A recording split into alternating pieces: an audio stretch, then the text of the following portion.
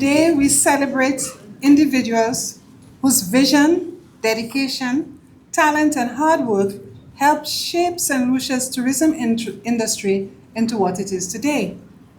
Tourism was built over decades by people who believed in the potential of our island long before St. Lucia became recognized as one of the Caribbean's premier destinations. These people welcomed visitors when our industry was still developing. They entertained guests and showcased our culture to the world. They promoted St. Lucia in international markets. They protected our natural environment. They built businesses, created opportunities, mentored future generations, and set standards of excellence that continue to guide us today. Many of these pioneers worked quietly behind the scenes. Others stood in the spotlight, yet all shared one common purpose: to ensure that every visitor who came to St. Lucia experienced the very best our island had to offer. Today, through the SLHTA Legends program, we pause to recognize and honor some of those extraordinary individuals. Each person we celebrate today represents a unique chapter in the story of St. Lucia tourism. Together, however, they represent something much greater: a legacy of service, excellence, commitment, and national pride. Today is our opportunity to say thank you. Thank you for believing in St. Lucia. Thank you for helping build our tourism industry. Thank you for representing our people, our culture, and our destination with distinction. And thank you for inspiring us. Ladies and gentlemen, it is my great privilege to welcome you to this SLHTA Legends for this year. So I'm going to start with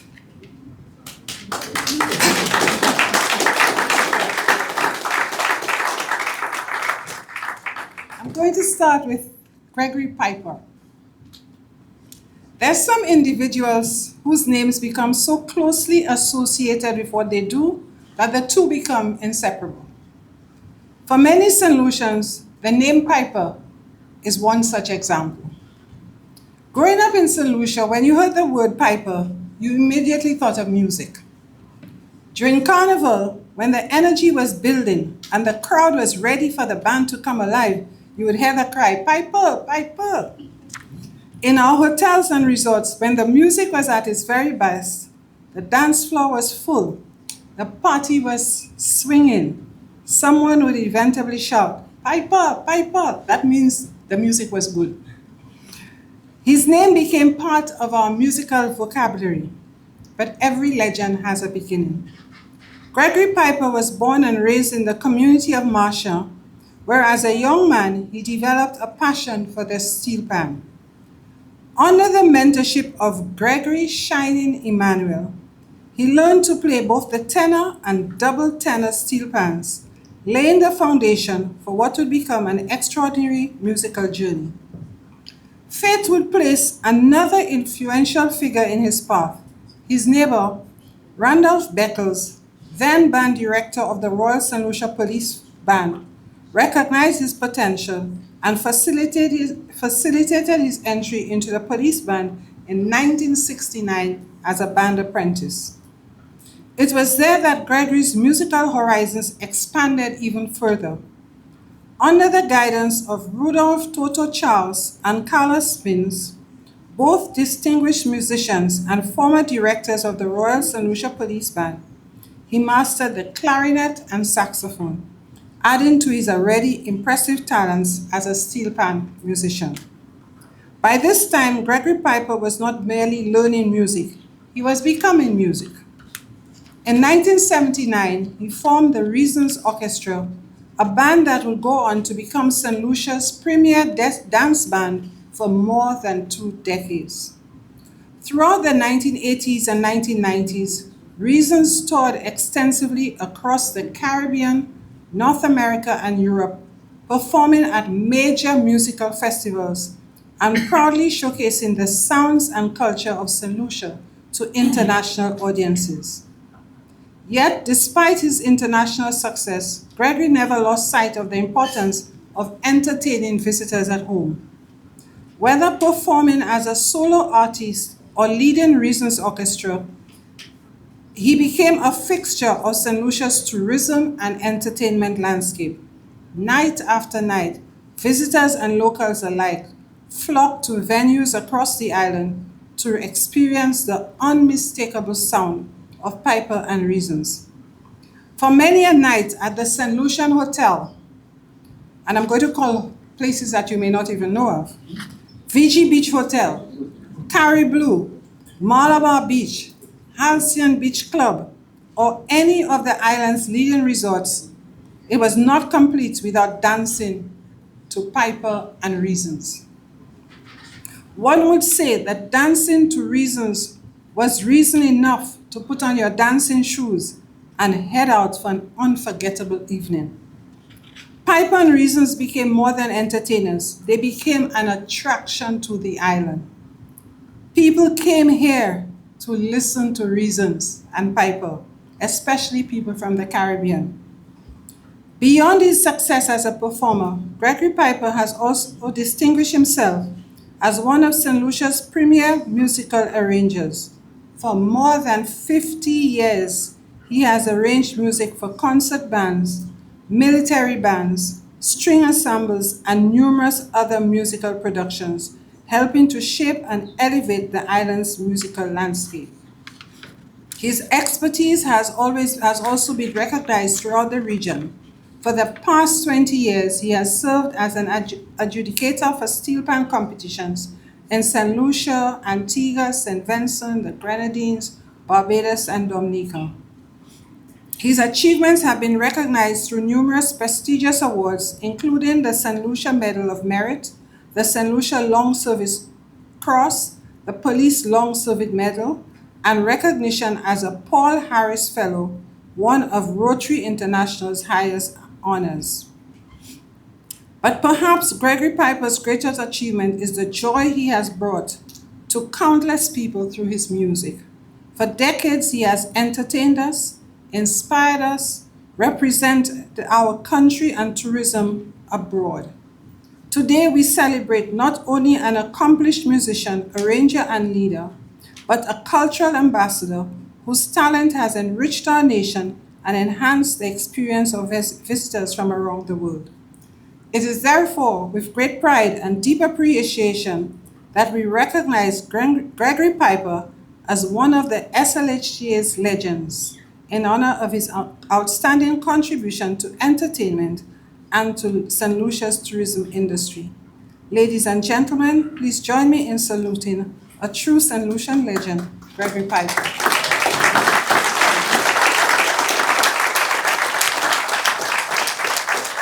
So our next legend, Willings H. Lamontagne.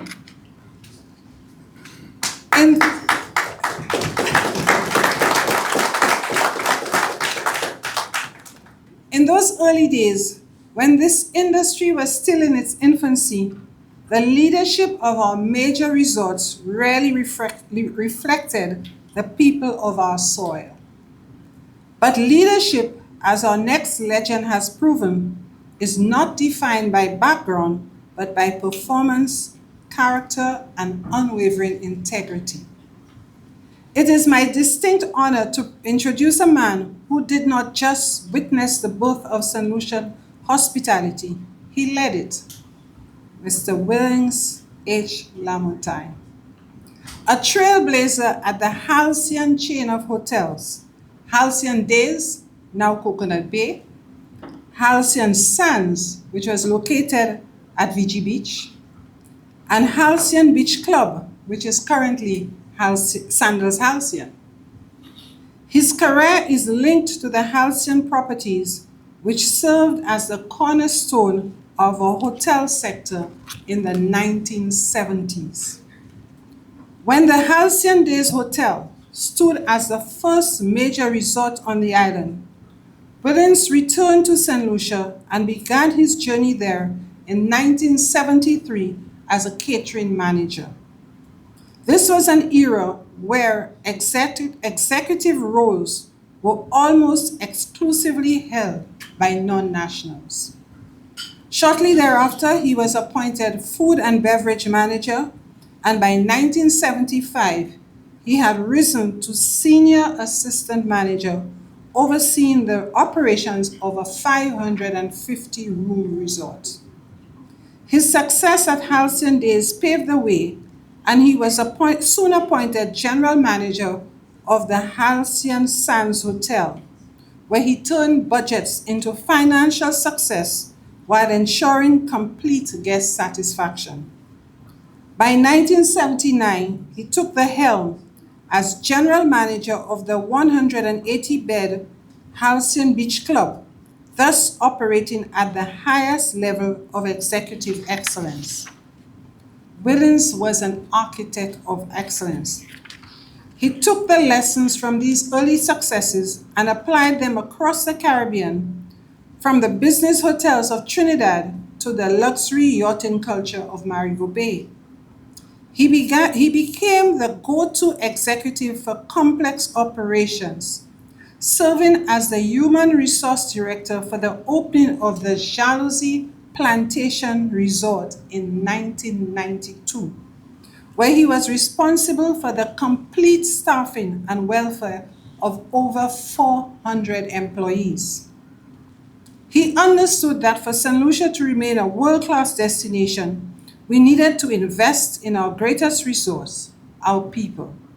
For 13 years, as a central figure at the Sir Arthur Lewis Community College, he transformed his decades of executive experience into teaching and imparting his knowledge to the next generation.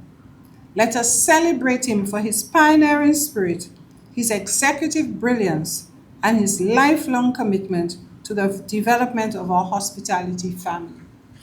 He is not able to be here today, but his daughter is here to represent him.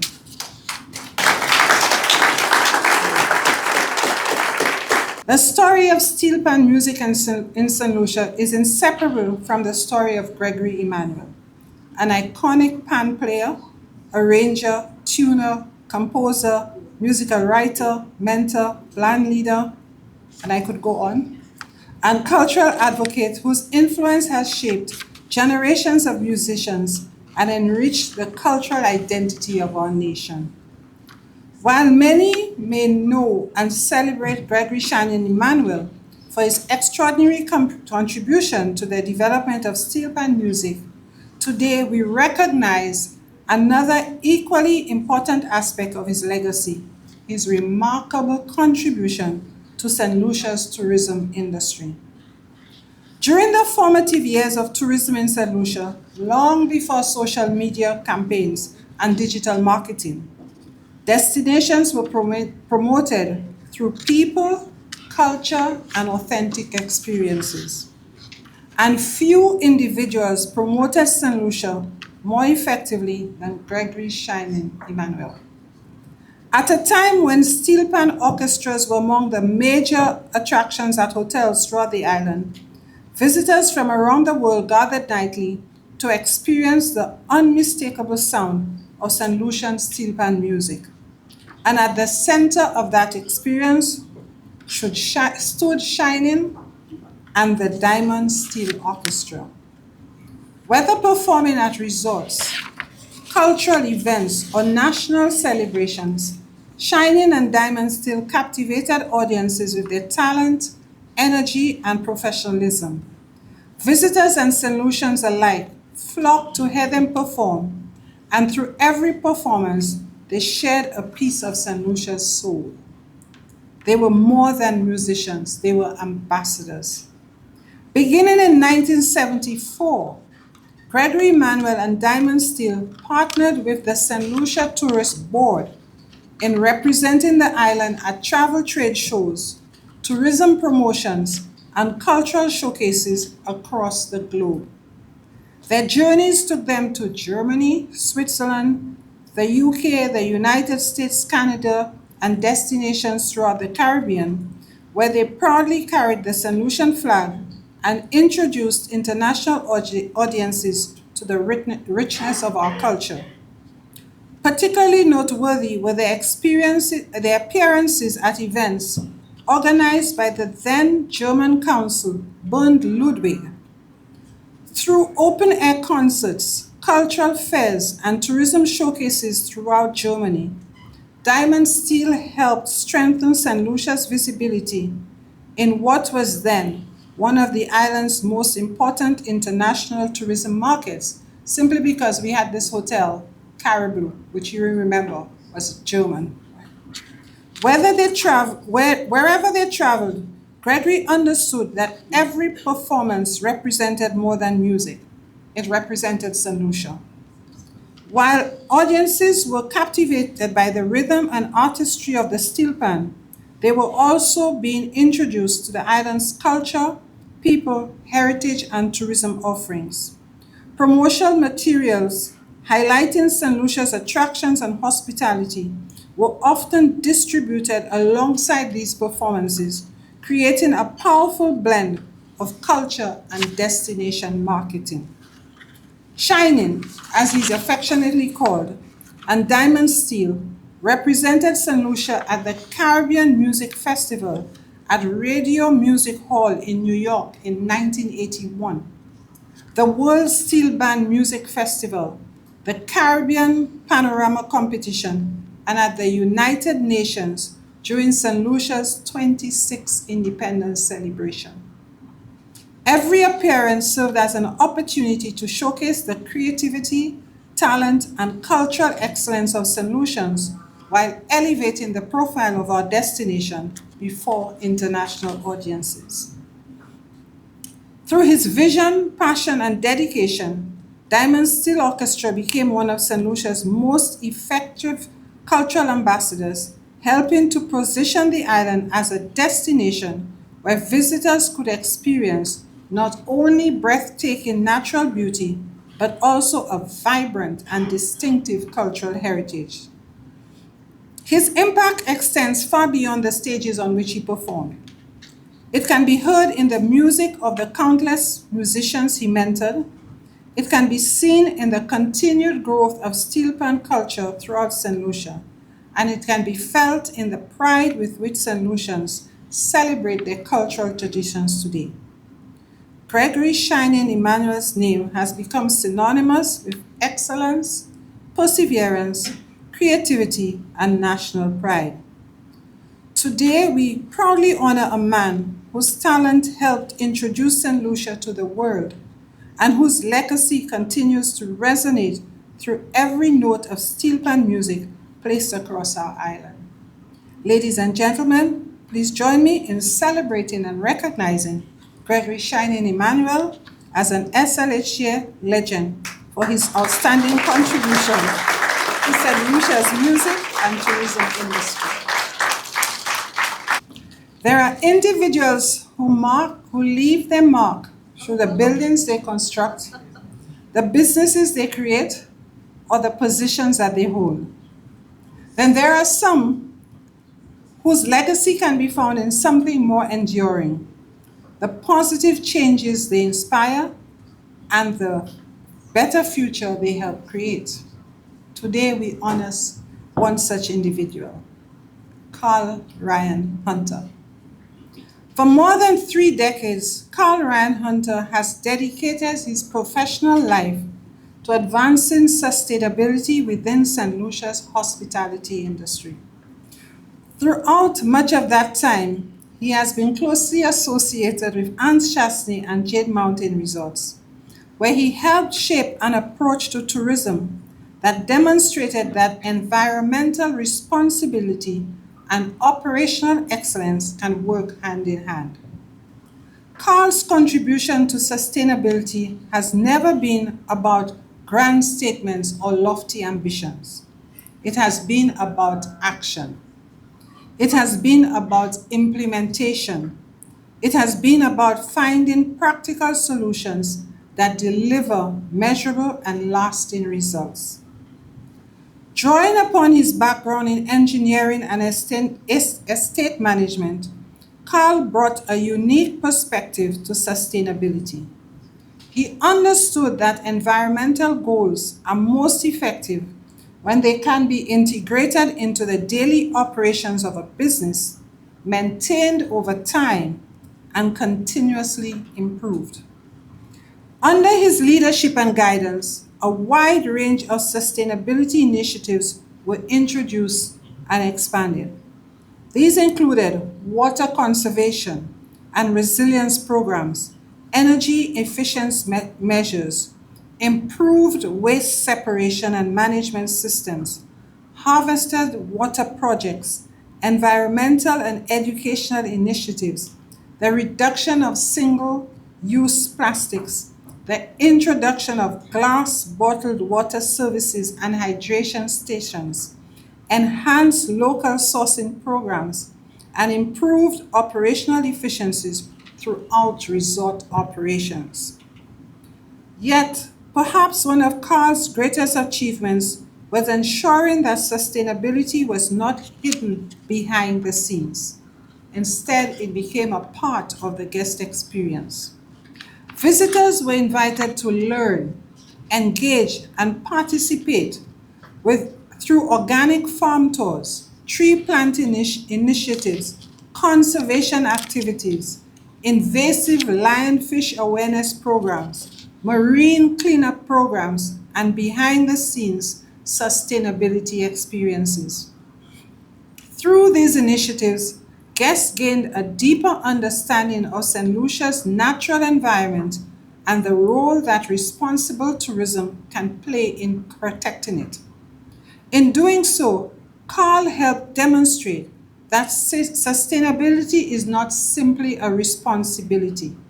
It can also be an enriching and meaningful part of the visitor experience. His impact extended well beyond the boundaries of any single resort. For many years, Carl served as chairman of the St. Lucia Hospitality and Tourism Association Environmental Committee, where he worked tirelessly alongside industry partners and public sector stakeholders to advance practical environmental solutions across the tourism sector. Through his role, he contributed to important national discussions surrounding climate resilience, renewable energy, waste management, plastics reduction, sustainability, procurement, and the critical relationship between tourism and agriculture. One of the most significant outcomes of this work was help strengthen the connection between St. Lucia's hotels and the farming community. Through initiatives such as the Virtual Agricultural Clearinghouse, CARD and the Environmental Committee helped create stronger communication between farmers, chefs, and purchasing teams. The objectives was both simple and transformative: reduce waste, improve supply reliability, increase local purchasing, and ensure that a greater share of tourism's economic benefits remained within St. Lucia communities. His influence extended beyond St. Lucia's shores through his involvement with the Caribbean Biodiversity Fund's Advancing Circular Economy Facility. This work reflects his long-standing belief that environmental progress within the Caribbean must be practical, locally relevant, and achievable within the realities faced by small island economies. Those who have worked alongside Carl often describe him as practical, collaborative, and deeply committed to finding solutions. His contribution has never been limited to projects, reports, or certifications. Rather, it has been about helping to embed a way of thinking, one that recognizes that luxury hospitality can be environmentally responsible, operationally efficient, locally connected, and commercially successful, all at the same time. That philosophy has helped shape not only individual businesses, but also the broader direction of sustainable tourism development within St. Lucia. Carl Ryan Hunter's legacy can be seen in stronger environmental stewardship, improved resource resilience, greater support for local communities, more sustainable hospitality operations, and a tourism sector that increasingly understands that sustainability is not a separate initiative, it is simply good business. His work has demonstrated that true sustainability is achieved when it becomes part of an organization's culture, part of its decision making, and part of its daily operations. For his unwavering commitment, his leadership, his vision, and his outstanding contribution to St. Lucia's tourism industry, we are proud to recognize Carl Ryan Hunter as one of the St. Lucia Hospitality and Tourism Association's legends. Ladies and gentlemen, please join me in honoring a true champion of sustainable tourism and a worthy SLHTA legend, Carl Ryan Hunter.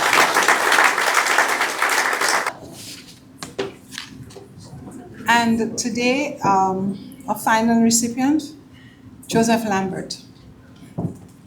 Joseph Lambert was born on the 7th of May, 1932, in La Perle, Saltibus. His educational journey began at the Labrie Boys School before continuing to the Methodist School, now known as the Gordon and Walcott Memorial Methodist School, and later the R.C. Boys School. Upon leaving school, Lambert, as he is affectionately known, pursued his passion for automobiles by taking up an apprenticeship at the M&C Garage, one of the largest and most respected garages at the time.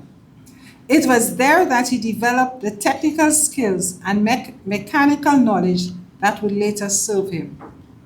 Those skills proved invaluable when he joined Fletcher's Touring Service, the island's first and largest transportation provider. Fletcher's operated a fleet of approximately 20 30-seater coaches and provided transportation services for major cruise lines and international tour operators visiting St. Lucia. Whenever a vehicle encountered a mechanical challenge, Lambert's expertise was often called upon, and many times he was able to diagnose and solve the problem. Lambert became one of the most recognizable and respected figures in St. Lucia's tourism industry at that time. Many remember seeing him patiently waiting beside his coach, leaning casually against it as he awaited his turn in the line of vehicles. His face would light up with a warm smile as he welcomed visitors and assisted them on and off the bus. His kindness, patience, and genuine concern for the comfort of his passengers left a lasting impression on everyone he met. Throughout the island, he became known for his professionalism, exceptional hospitality, and remarkable driving skills. His career spanned more than 50 years, during which he earned the admiration and respect of local cruise representatives, international tour operators, and colleagues alike. It was not uncommon to hear the request, "Send Lambert to drive my people, I don't want any other driver."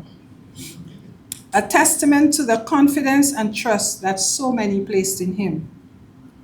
Joseph also had the distinct honor of driving travel agents and international tour operators on behalf of the St. Lucia Tourist Board during site inspections. He took tremendous pride in showcasing the beauty, culture, and history of St. Lucia to visitors from around the world. Those who know him well will remember his crisply ironed shirt, his polished shoes, and the sparkle in his eyes as he spoke about the island he loved so dearly. Every journey was an opportunity to share St. Lucia's story, and every visitor was treated as a welcome guest. His clients included celebrities, diplomats, government officials, and countless visitors who left our shores carrying fond memories of both St. Lucia and the gentleman who introduced them to it. Joseph Lambert's legacy extends far beyond the miles he traveled. Through his dedication, professionalism, and genuine warmth, he became an ambassador for St. Lucia and a shining example of the hospitality for which our island is renowned. The success of our tourism industry was built not only by hotels, attractions, and infrastructure, but by dedicated individuals like him who served with pride, dignity, and an unwavering commitment to excellence. Visitors may never remember every site they visit, every meal they enjoyed, or every photograph they took, but many will remember the warm smile, kind words, and reassuring presence of the gentleman who welcomed them onto his coach and introduced them to the beauty of St. Lucia. Joseph Lambert represented the very best of our people. He was an ambassador, a professional, a mentor, and a proud son of St. Lucia. And for this, we honor him as an SLHTA legend. His award will be received by his daughter.